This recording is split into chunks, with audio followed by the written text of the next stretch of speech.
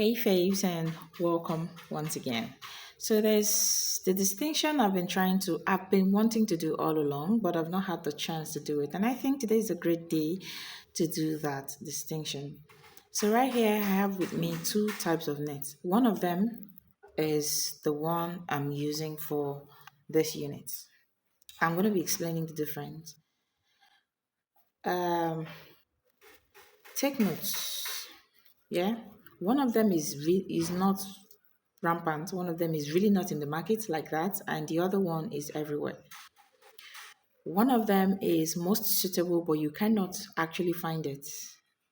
But the other one is everywhere. But there is a way to manage the other one, and that's what this video is to address. Okay, look at this full lace net, and look at the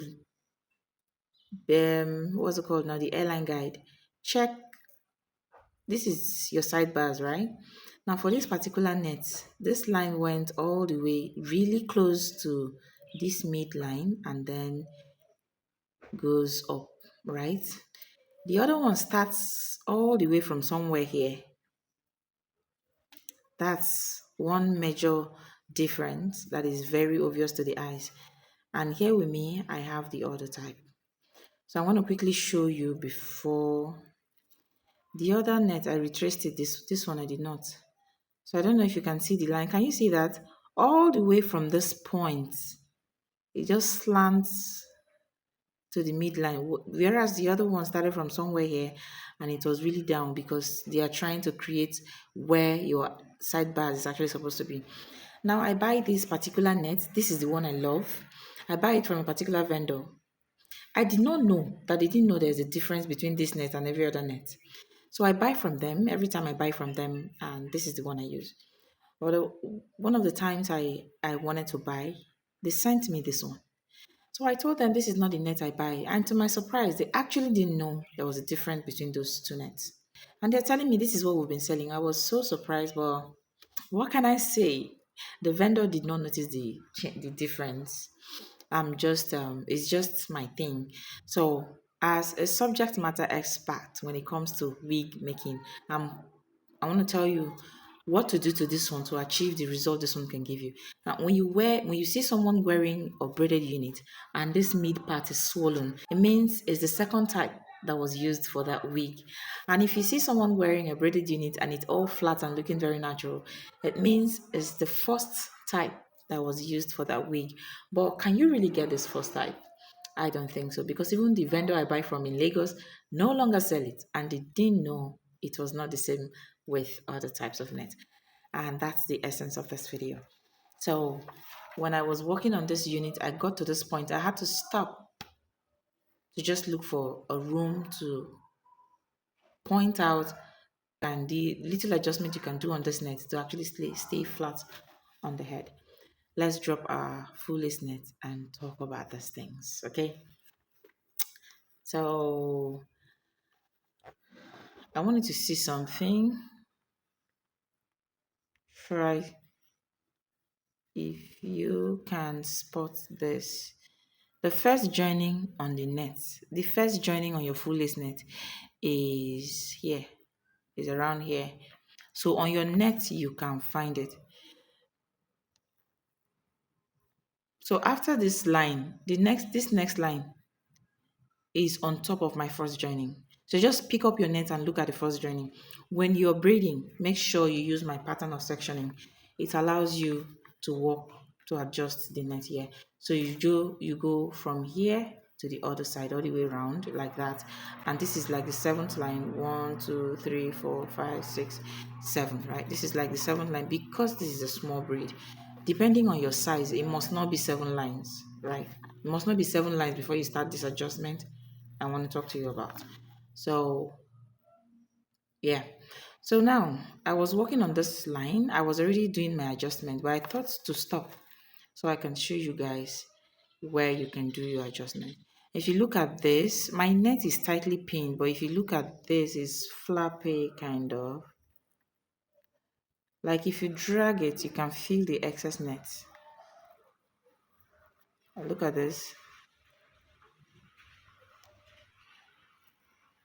Can you see that?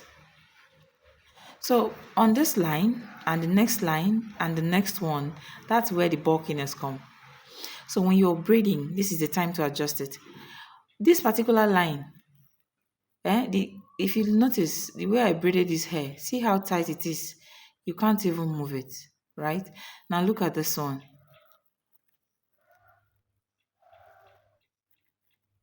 Can you tell the difference? This is just firm, it's just okay. But this is extremely tight, like you can't move it. I'm trying to pack the excess net. I'm trying to like pack it into my braids. So go as tight as you can go, drag before you braid. This area now, this area where you have the joining. Where am I turning to? Yeah, around this area. One line before the joining and the line on the joining, and then one line after the joining. You need to intentionally like pack the net, drag it. So the excesses is going to go into your braids and you will not be having that swollen effect when you wear your wigs.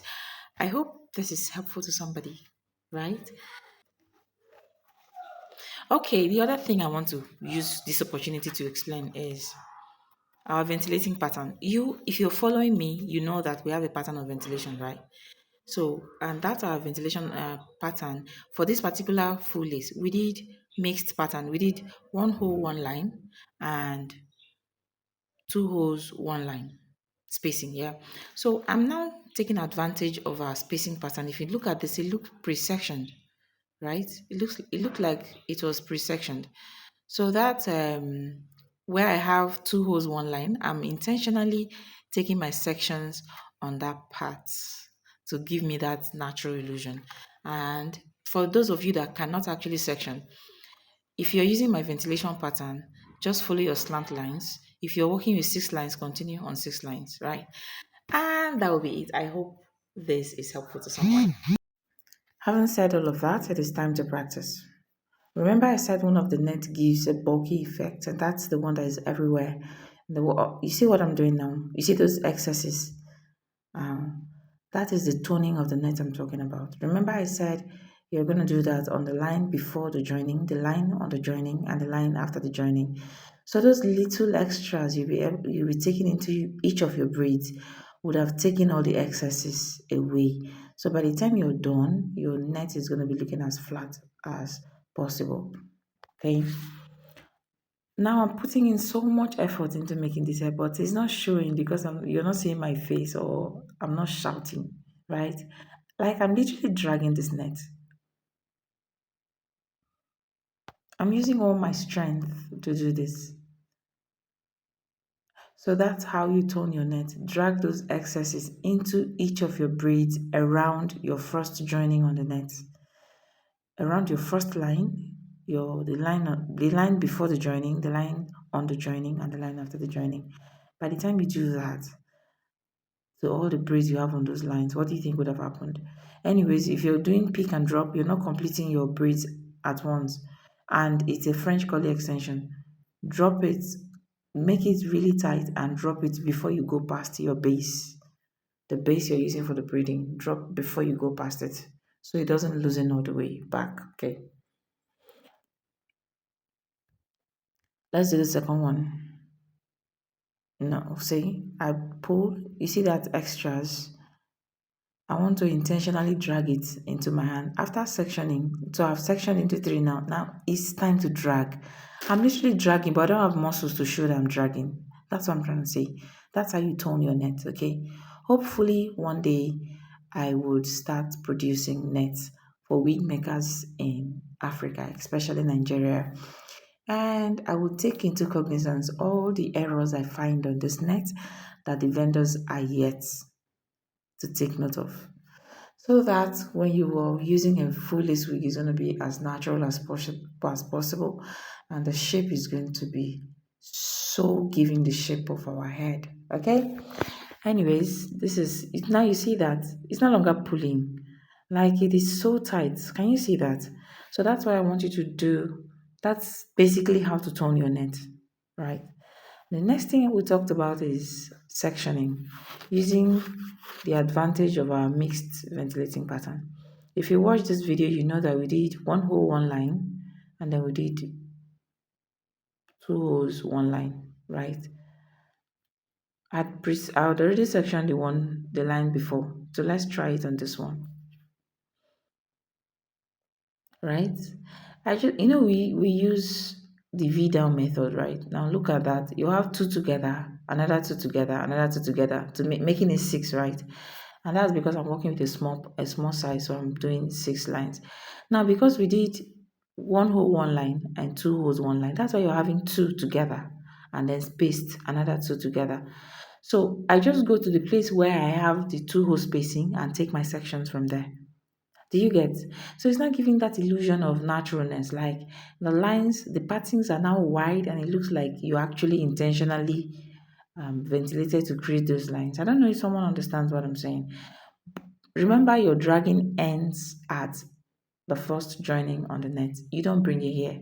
Right here, you're just going to do something as firm as possible, but not extremely tight. Else, you will not be able to install your unit. When your net in front is too tight and there's a squeeze, you will not be able to install it. Okay, I'll see you guys in another video.